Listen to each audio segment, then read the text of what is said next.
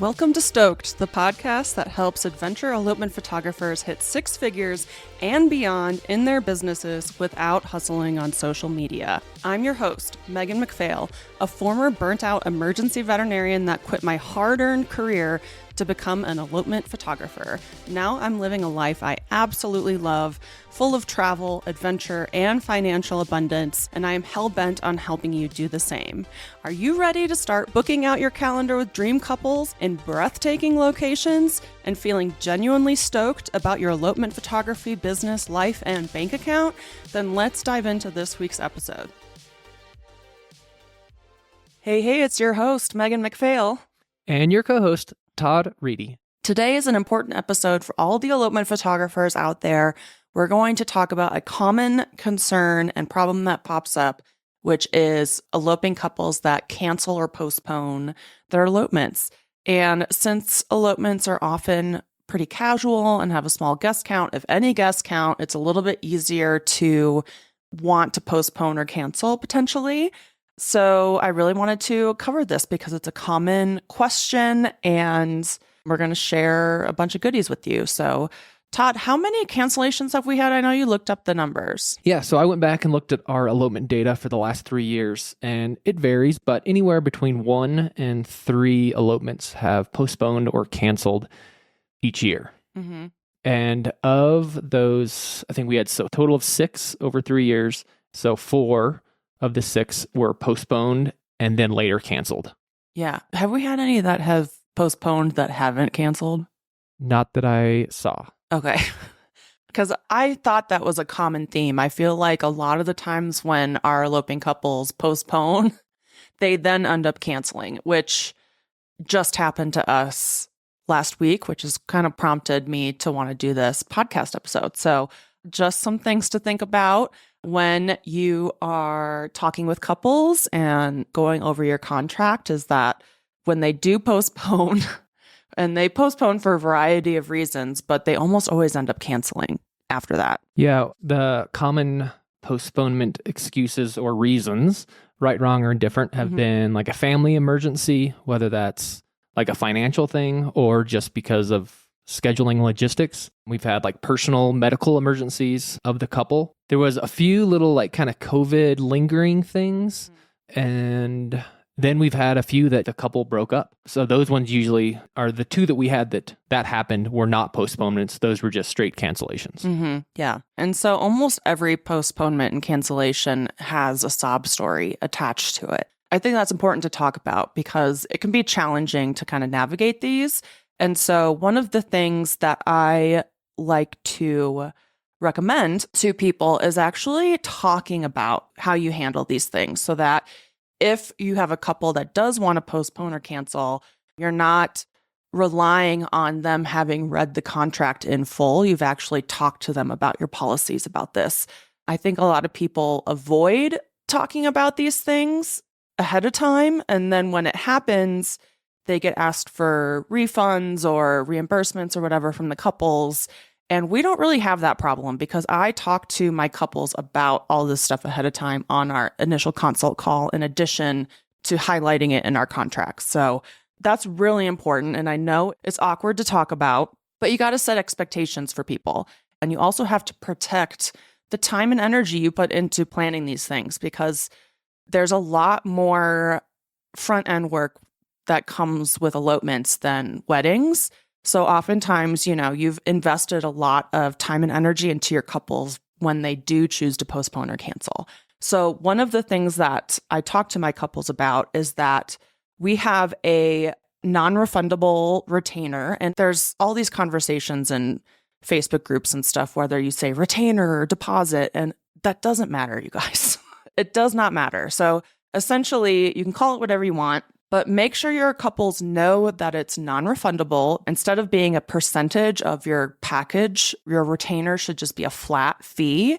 And over the years, I've done $1,000, $1,500, $2,000, $2,500 as our prices go up. And whether they booked both photography and videography, the non-refundable retainer gets kind of higher and higher. So for this last couple that just canceled on us after postponing with us, their retainer was $4,000. So $4,000 on a $12,000 photo video package. Yeah. Mm-hmm. And so even though Megan said don't use a percentage, don't put that in the contract, it should be somewhere between like 25 and 50% of the package. Yeah. Mm-hmm. Just so, but it's not like indicated on the contract or the invoice. Just something to keep in mind as you choose your flat retainer fee. And the reason why I like a flat retainer fee is because when COVID hit, I had tons of people whose retainers were a percentage of their package. So to them, it kind of signaled that the photography was the most important. And they all wanted refunds, and they were bullying me. They were threatening lawyers, had their moms and their dads emailing me.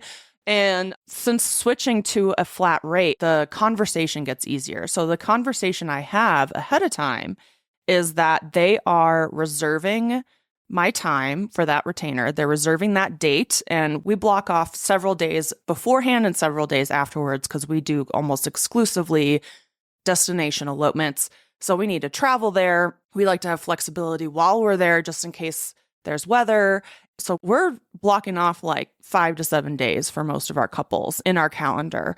So that comes with a fee to be able to do that, to be able to turn down other people, to be able to turn down family events if they pop up last minute, like that costs money to do that. And I tell my couples that if they do want to change the location or change the date or postpone or cancel, that flat rate retainer is non-refundable. And if they want to block off more time in the case of postponing or switching dates, then they owe me another flat rate retainer to do that. And I tell them ahead of time, and they realize I'm starting the planning process with them immediately. As soon as they sign the contract and pay the retainer, we start planning, and they know that I'm blocking off that time for them and that's valuable, and I'm turning down other business. So whenever they do want to postpone or cancel, most of the time when they email us, they say, we totally understand that the retainer is non-refundable, and they don't fight it because we've had those conversations. Yeah. And this is kind of, again, what we've learned over years of business. There's surely, any given individual circumstance that could warrant maybe a different response, but that's kind of the general blanket response that we go into, just because we've learned our lessons the hard way with, being nice and being overly accommodating. And sometimes we've got taken advantage of. And so again, these are kind of our rules that we start with. And depending on kind of the circumstances, we may flex. So take that with a grain of salt. Yeah. And there's definitely been times somebody's had to reschedule and I haven't charged that extra retainer because, honestly, sometimes they've worked in our favor, or like they're changing to a location that is really cool and I'm excited about it. So I haven't charged them for it. But really what it comes down to is every one of these cases is going to be a sob story. It's going to be sad. And if you don't have these conversations up front, then couples are going to ask for their money back. And I don't want you to have to give it back because you're already missing out on a significant amount of income. Like our recent cancellation was a $12,000 package. So we're missing out on $8,000 worth of income. And, luckily we have education and other things to support us through that. But for a lot of people, a cancellation really, really hurts their income. So I want you guys to stand firm and not refund people, but also don't leave these important conversations just to your contract. Like you really have to be having these conversations in person. And I remember back in COVID days when everything was really like just up in the air all the time. And any elopement that I was booking during 2020, I would have this conversation with the couple and be like, look, like we still don't know what's happening in the future. So I want us to be on the same team, like I want us to figure things out together. I want us to be flexible. I want us to be here for each other. And I want us to work this out as friends instead of what some people were doing, which was just trying to bully me and be really mean about things. And I think those were helpful conversations because when things did pop up and things needed to be rescheduled because of COVID or because of the wildfires that were happening that year, we were all on the same team and we would figure it out together. And I really tried to promote that teamwork between us and that I wasn't an enemy and that I was there for them, I want photographers to remember that you are a business with very limited inventory. You're not selling thousands of elopements. You're selling 20 maybe a year. So you have to protect yourself. You also have to plan that probably one or two of those might want to postpone or cancel. So you should really include that when you're thinking of how many elopements you want to book for a year, how much you need to be charging, how much you need to charge for your retainer. You got to keep all those things in mind because they do tend to cancel more often than weddings. So I have to handle all of these kinds of things personally, like Todd and I both have to for Hazel and Lace, our elopement photography and videography business. But then I also help my coaching students manage this a lot. And because a lot of them kind of at the beginning stages don't have these conversations with their couples ahead of time where it's like, this is how it's handled, this is why I don't refund, that kind of stuff, they have people pulling at their heartstrings a lot and asking for refunds. And it gets to be really difficult, especially when they've broken up or a parent passes away or they are having financial difficulties. So a lot of photographers, we're compassionate, heartfelt people, and even though this cancellation is probably significantly affecting my coaching students monetarily, a lot of times they will try to finagle a way to refund people, even when they've done a lot of work. And I just don't get the sob stories like that. Like, we get the sob stories, but we don't get the asking for money back because of all the upfront conversations that we have. And that's really the thing that protects us. It's not our contract. People don't want to hear when they're having a hard time, like, we'll refer back to the contract, like that never really helps. Hey photographer, do you dream of having a successful elopement photography business but don't know where to start? Imagine having the confidence to double or triple your prices, booking your calendar solid with dream couples and breathtaking locations, and feeling genuinely stoked about your business, your life, and your bank account? Then I'd like to introduce you to STOKED Academy, the go-to membership community for adventure elopement photographers that are ready to scale their businesses to 6 figures and beyond, all without hustling on social media. In STOKED Academy, you'll get access to everything you need to build a 6-figure business, like mastering marketing strategies, pricing for profit, elopement planning, worksheets, templates, spreadsheets, and so much more.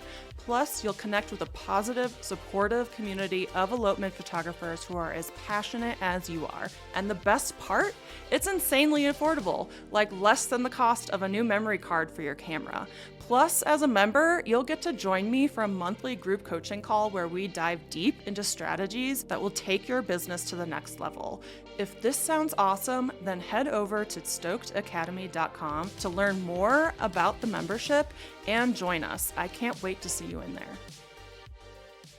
Having empathy is important, but it can be really hard to maintain those boundaries when you haven't had those conversations and then your couple comes, to you crying about financial issues and stuff like that. It can be really hard.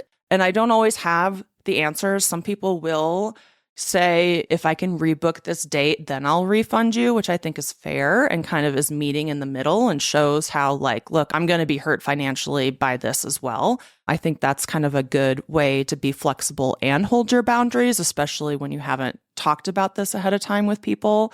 But it can be really challenging to navigate because not only are you getting hit with this sad story from a couple that you were looking forward to working with, but now they're also wanting money back. And now you have to worry about your income and how you're going to make that money back. So there's definitely a huge emotional impact for everybody involved. Emotions are running high, and being empathetic while maintaining boundaries can be really, really challenging. And another thing is, as the photographer or the business, don't take it personally. Yeah. If a couple is canceling their elopement or their wedding, it's not because of you, for sure. If you are the elopement photographer and you're doing all the planning and like you may be one of their only vendors, it may, like, you have a lot of yourself invested in that. But again, this is like a lifelong thing that they're deciding. And so despite you being very large part of that day, like the grand scheme of things, you're not. So it's not a personal thing. They're not like firing you. So that's kind of what I was thinking. Like the first time when I see the emails, it's like, oh, what do we do wrong? But it's, again, it's not you. It's not us. The couple's made that decision for whatever reason. And yeah, we just move on. Yeah. And you had to manage one scenario. I wasn't the photographer, where they were trying to lessen the scope of their elopement, where originally it was like they rented this big Airbnb and they wanted 8 hours of video coverage. And then all of a sudden they canceled the Airbnb and now they only want a few hours of coverage. And they're really guilting you into their financial situation. And that can be hard to navigate too when people want to lessen their coverage. I think that happens less often, but every once in a while. And again, I kind of stand firm on that and have the conversation ahead of time that you can always add coverage, but you can't take away. So I have that conversation as well with people on their consult calls. But you should talk about how you managed that one, because it was kind of a shit show. Yeah, that was a really hard one for me. So they booked me for video separately, and we had a plan. Everything was good. They were going to do an intimate wedding at an Airbnb. And then maybe a few months before the intimate wedding, they reached out saying that their scope had changed, again, because of financial reasons. And so they were going to cancel the Airbnb, and it was just going to go from this intimate wedding with maybe a dozen people down to just the couple, and they wanted to reduce the hours. So we had the conversations kind of around that and basically said that I couldn't change that. So there was a back and forth, and it was like really kind of driving me crazy because it was wishy-washy about, was it going to happen or were they just going to cancel? And so I don't remember the exact timing, but I basically came to the conclusion that this wasn't going to work out. And so I actually canceled on the couple because it just seemed like they were going to be very hard to please, even if it like happened. And they were involving you in all the drama. Yeah, way too much information. Anyway, so made the hard decision to cancel on them. I refunded their retainer. And then literally within like a few days, I talked to the photographer that, again, wasn't Megan, but essentially they got my retainer back or refunded, and then they canceled their elopement. Yeah. So I kind of ran through the ringer and, took the financial hit. But I didn't want that like burden on me to like have to satisfy that. Again, maybe just red flags from the beginning, but it was a hard thing. And yeah, cancellations, whether it's on the couple or on you, like it's going to be an emotional toll because you have so much invested. Yeah, emotionally and financially.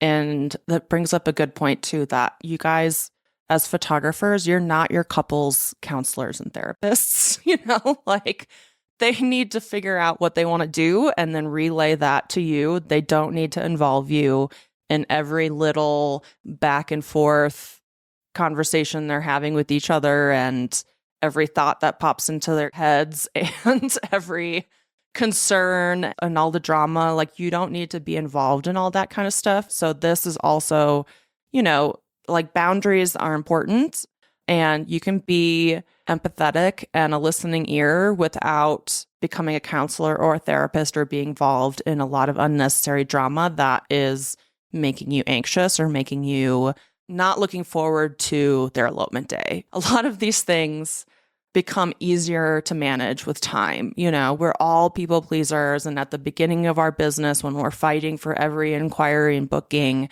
you might want to bend over backwards for your couples. But over time, you'll book more ideal people that value you. You'll get better at these difficult conversations, and you'll get better at setting boundaries while also helping your couples in a way that doesn't destroy your energy, So yeah, cancellations happen. We've had 6 in 3 years, 4 of those postponed ahead of time and then ended up canceling. And I hope that you are going to start having these tough conversations ahead of time so that when somebody does have to cancel or reschedule or postpone, they already know that they aren't getting their retainer back, or they might have to pay a new retainer for the new date and location. And it's not going to be a hard conversation to have because you've already talked about it ahead of time and you guys are a team and work has already been done and you deserve to be paid for that work, and everything will work out just fine. And this is something that I help my coaching students with all the time, because managing kind of these client experience fiascos is just common, and you get better at it the more you do it and the more years you put in. Oh, and one last thing that we should add is we explain how logistically we go about formally canceling an elopement. Oh, yeah. So we send a cancellation contract that basically says, their retainer is not refundable. They are officially relinquishing that date so that we can book it again. And so you can get one written up by a lawyer, or you can kind of just write up one of your own. One of my lawyer friends told me, even if it's just like in writing in an email, that would be good enough in court if needed. But it's nice to have that kind of official contract sent out where it's like, the couple is relinquishing this date. I can rebook it. I don't have any further work that I need to do for them. What else is on there? I haven't sent one out in a while. You're the one that sends them out now. Yeah, so it also has, not that our couples would be nefarious or like try to pull a fast one on us, but we do have in there that basically says any documentation or planning that we've done, basically they can't share with other elopement photographers or wedding vendors, just to kind of protect some of our like intellectual property, if you will. Proprietary info. Yeah. So we make sure to have that included just in case. Yeah. And again, like since I changed over to the flat rate retainer and have these conversations ahead of time, that's really the biggest point. Have these conversations ahead of time. I have not had any issues with people wanting their money back, and nor do I feel like they're entitled to it because we do so much work on the front end. So protect yourselves, protect your work, protect your business, protect your mental health. And yeah, thanks for listening. We'll talk to you next week. Bye. Thanks so much for joining us on this week's episode of Stoked. If you enjoyed the show and you'd like to help support the podcast, please subscribe, leave a review, and tell a friend. If you're looking for more inspiring elopement photography content, check us out on Instagram at Megan McPhail. And if you'd like to hear more about my business coaching and how I can personally help you hit six figures as an elopement photographer, then check out my website at www.meganmcphail.com.